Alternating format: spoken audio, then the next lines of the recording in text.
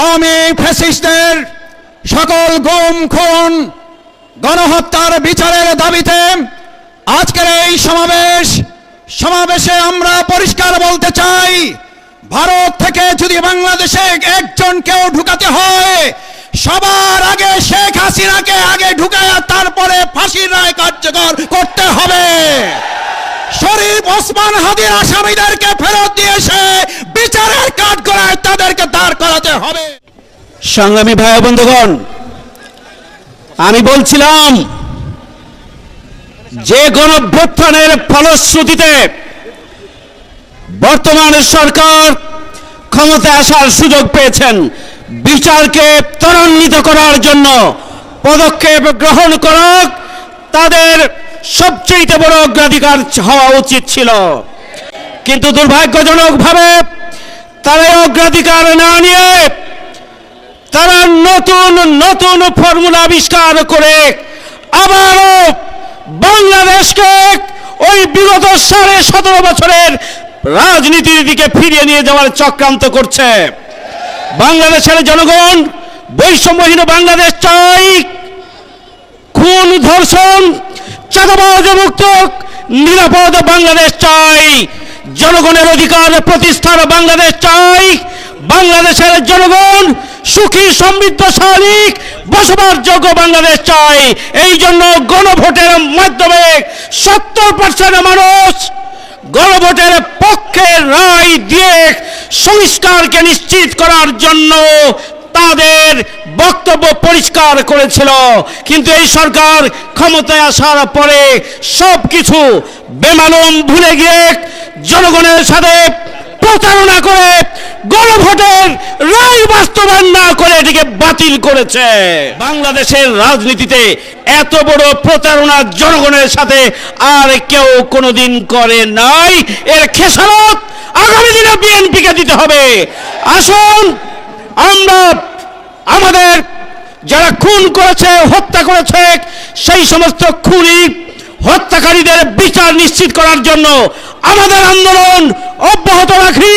সরকার যে নতুন করে খুন ধর্ষণ লুটপাট চাঁদাবাজির মহোৎসব করছে, তার বিরুদ্ধেও আমাদেরকে জেগে উঠতে হবে।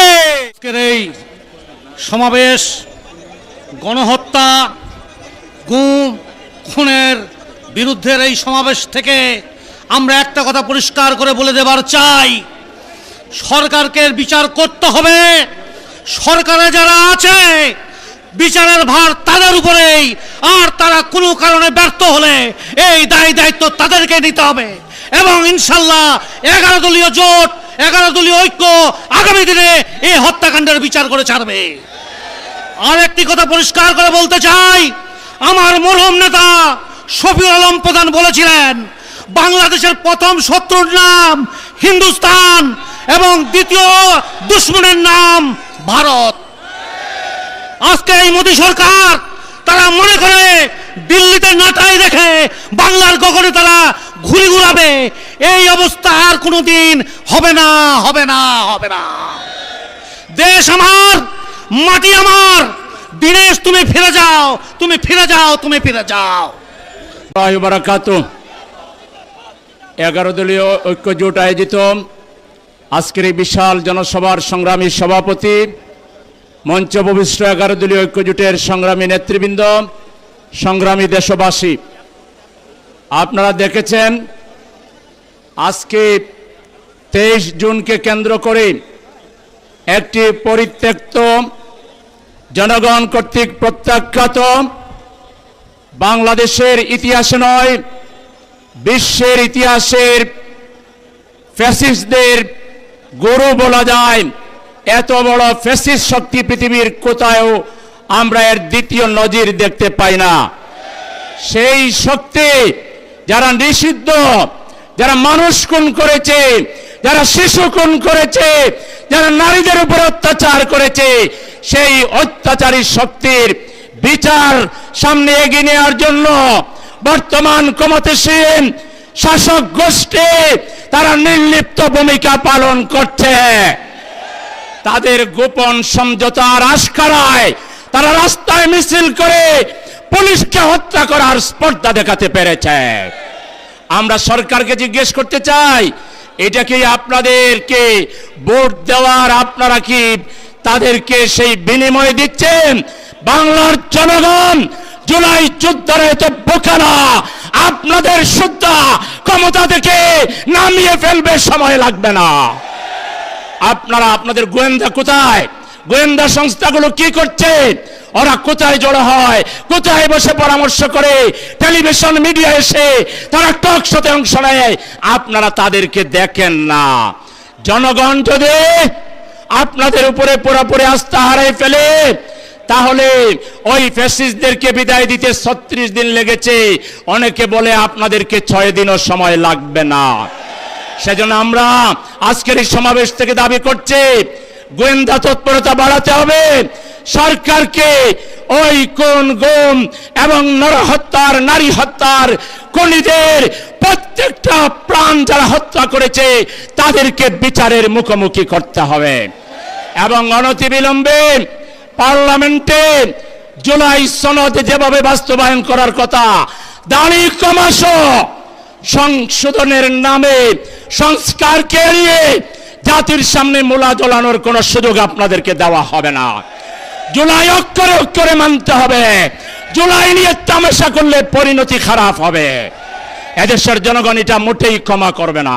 আমি সবাইকে, আমাদের আমিরে জামাত খুলনার জন্য সবাই বলেছেন, হয়তোবা আরেকটা অনিবার্য বিপ্লব, আমাদেরকে বিপ্লবের জন্য প্রস্তুত হতে হবে।